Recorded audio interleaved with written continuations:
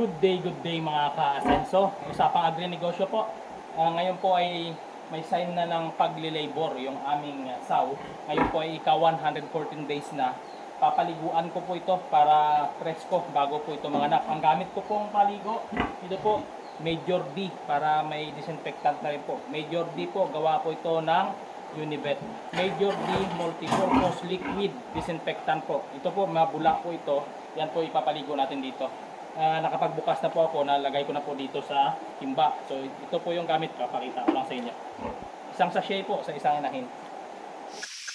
Ito po 20 ml sa 1 gallon ng tubig.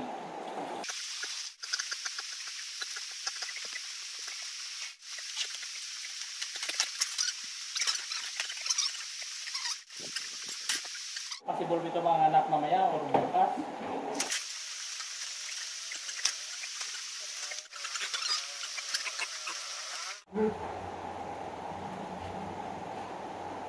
Ito may lumalabas na puti sa kanyang ari. Ang isa sa sign kung bakit nasasabi ko na malapit na manganak, bukod sa naka-record yung kanyang kapanganakan na 114 days, ang sign po na isang makikita natin, madalas po ang isang baboy na naggaganon-ganon ng kanyang paa sa harap, hindi mapakali, at yung dumi po kakaunti na lang. At ito po, kakaunti na lang po yung dumi nito, at yung last, may lumalabas na pong gatas sa dede. Pero minsan yung iba, hindi ganon karami, pero may lalabas at may lalabas. Okay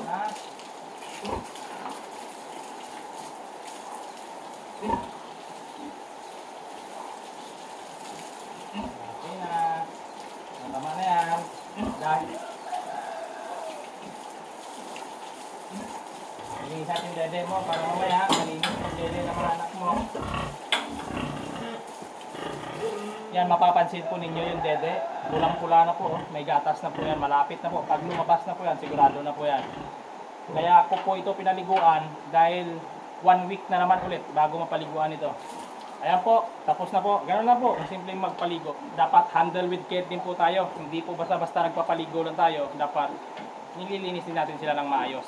Gamit ang Major D. Ayan po. Pwede din po yung Microban GT.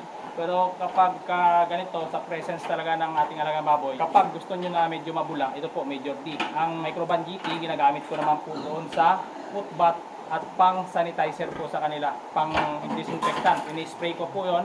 Pwede din po, pagkapaligo natin sa kanila, pwede din natin lagyan ng Microban GT. Or pwede din natin gamitin panlinis sa area. Ito po pwede din, pero kung sa pang disinfectant talaga is Microban GT ang gamit namin. Kapag sa mga presence sa aming mga pigs o piglets sow ay Major D. Ito po, ang daily use po ito. Pwede po ito, pero ang Microban GT po, twice a week lang po.